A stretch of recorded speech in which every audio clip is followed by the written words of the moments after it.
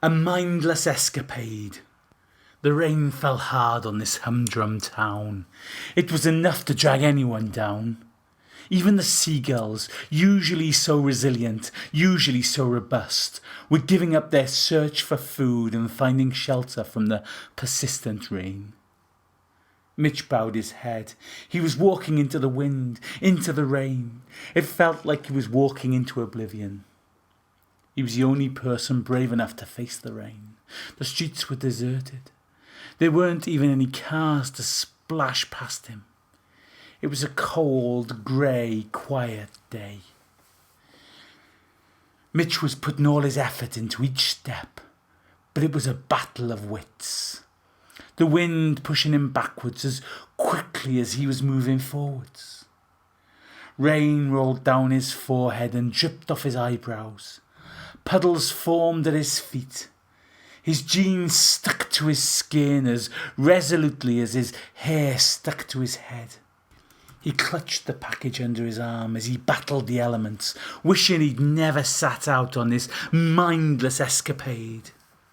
He was only 2 minutes from home, but that 2 minutes would be the longest, hardest 2 minutes of his life.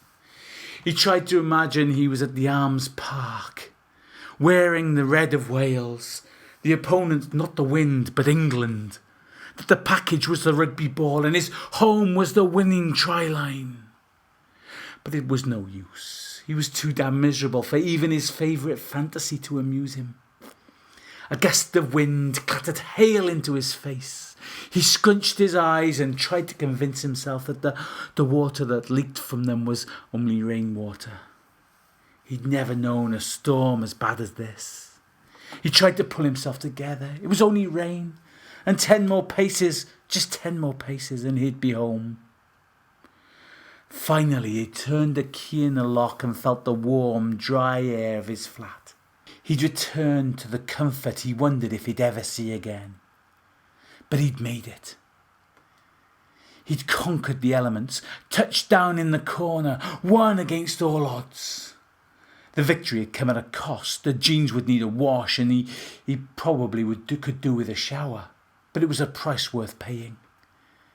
He put the eggs down on the kitchen counter and slipped out of his wet clothes. What idiot decided to have egg and chips for tea and then forgets to buy the eggs? Oh well, a little bit of rain never hurt anyone.